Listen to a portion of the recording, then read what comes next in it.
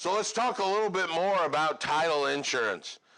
Title insurance is a contract that protects the policyholder from any losses or defects in the problem.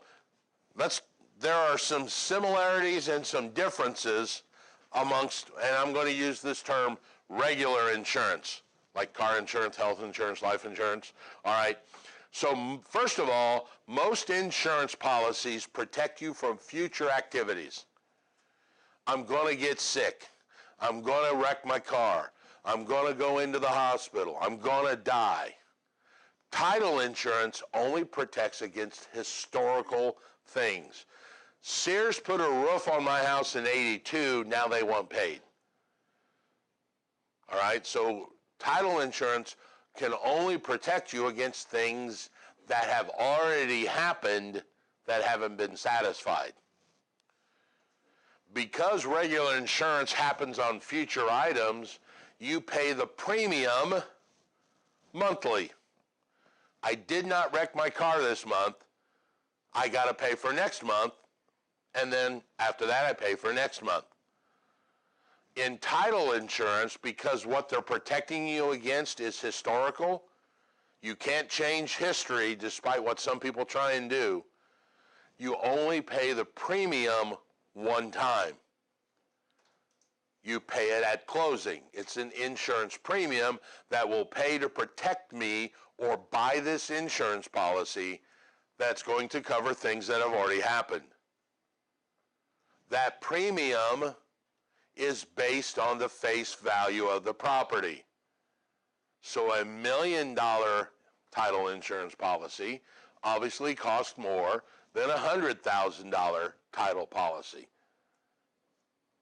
Okay? Here's another difference.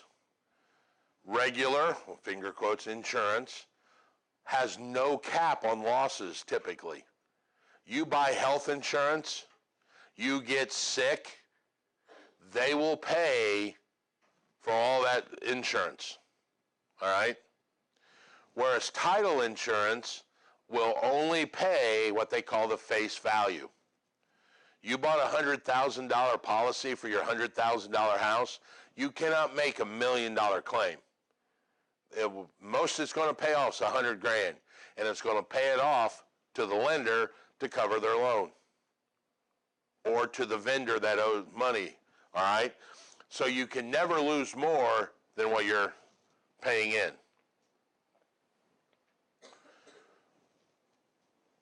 So you've got one premium for historical and a face value loss. Whereas the other real insurance, you pay forward issues, you pay on a monthly reoccurring basis, and there's typically no cap on that insurance. I'm sorry?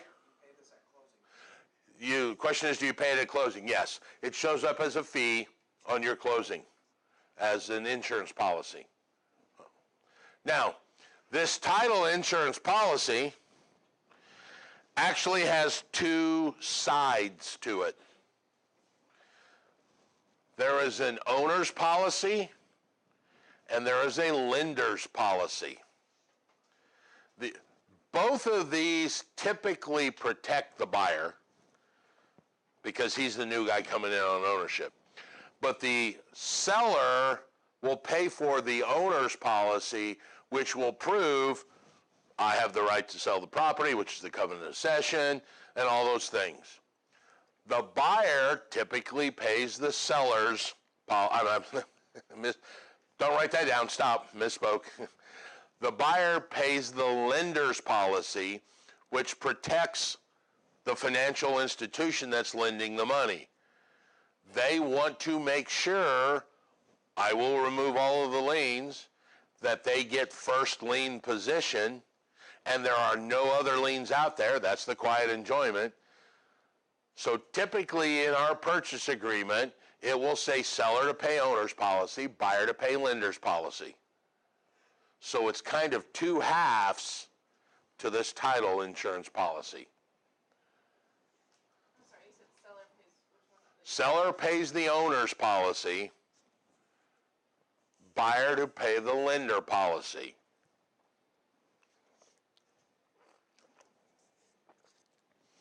This is often probably one of the most negotiated items you see. Buyer wants the seller to pay for both sides, so that's negotiated a lot, but that's the typical split that you would see.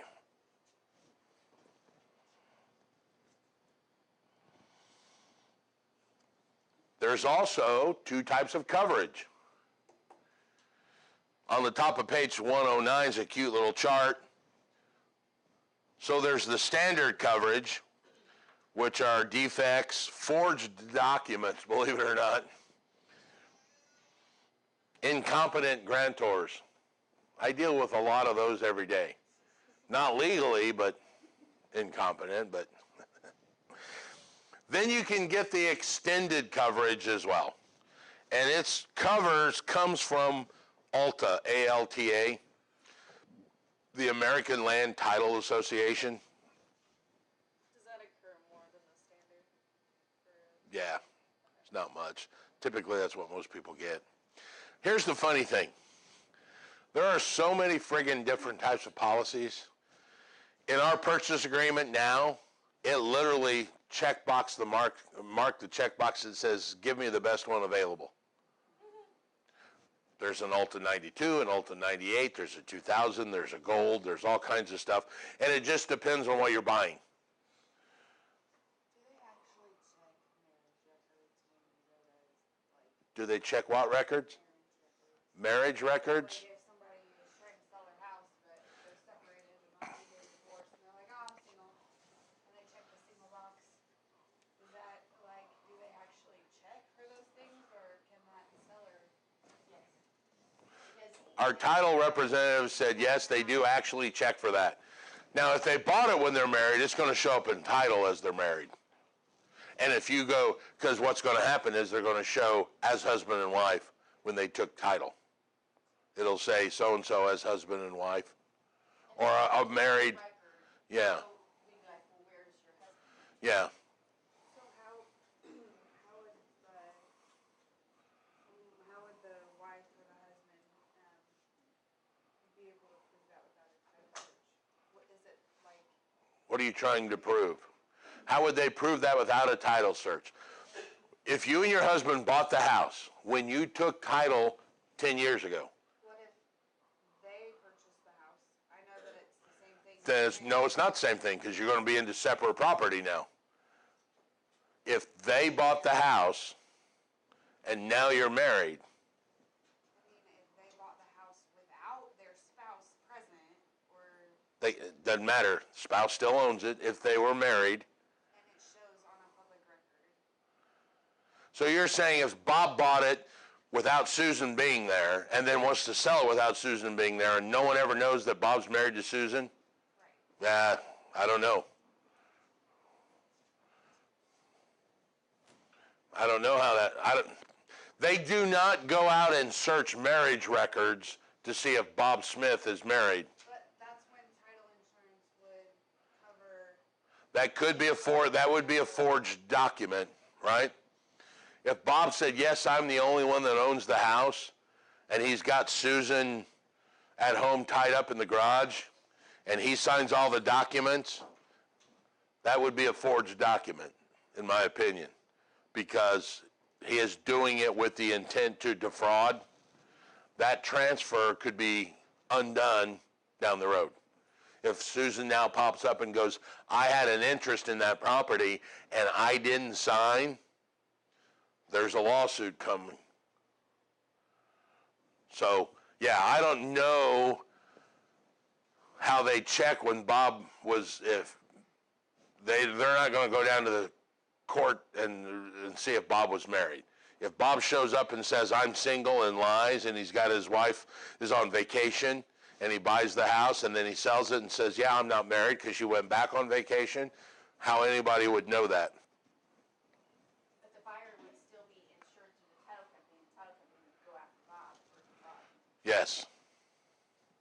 The title company would still have the insurance. So what happens to the interest for that other person who was defrauded? I don't know. I'm not a practicing attorney, nor am I a judge. I don't know what happened to the interest. It would be a severe lawsuit where now the wife comes back and says, I did not sign on any of those documents. I did not sign away my dowry right. I claim an interest in the property. Now you are going to go to court. I can almost guarantee it. The title insurance would not pay the old seller. No, they go after the seller for defrauding. They would have to go after the husband for half of the money that was made on that deal. But what if the husband got 100% of it? You're making a lot of questions that can't be answered without a judge. Just understand the concept. I don't know what would happen. Depends what the judge says. It would definitely be some lawsuit and a fraud involved. I know for a fact the wife could not get the house back because once it's sold, and it's sold, she would have to go after her husband for an illegal transfer and have him charged with fraud or conspiracy or whatever to get the money for the house.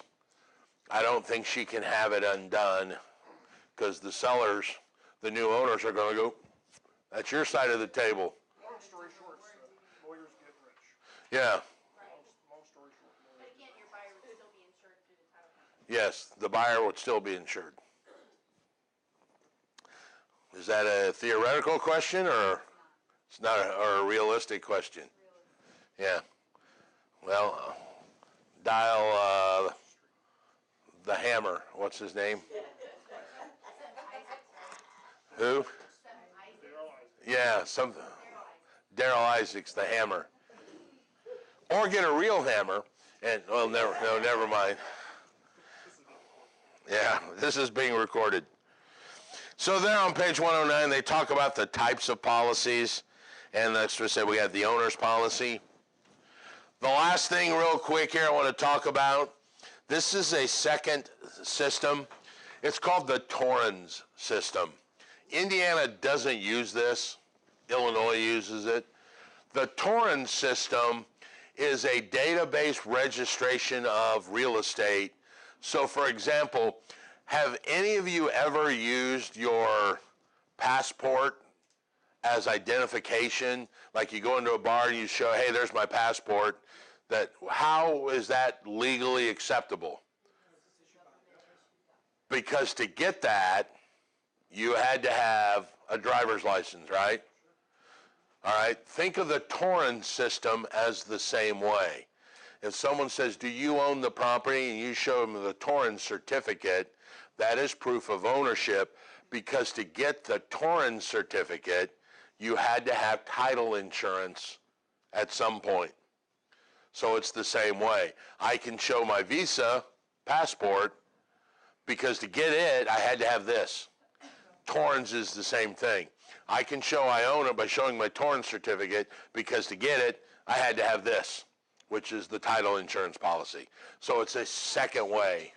There's very few states that use it. I think there's only 7 that I know of. Does that expire after a certain number of years? I would imagine it does, but I don't know if you have to renew it or not. It's just a database of registration. It's big in Canada, but Illinois uses it. You know any other? There's only like 7 states. I don't understand the purpose for it. So, all right, that is chapter 7. What you have now are 1 through 7. And tomorrow is your exercise in knowledge. Any questions? All right.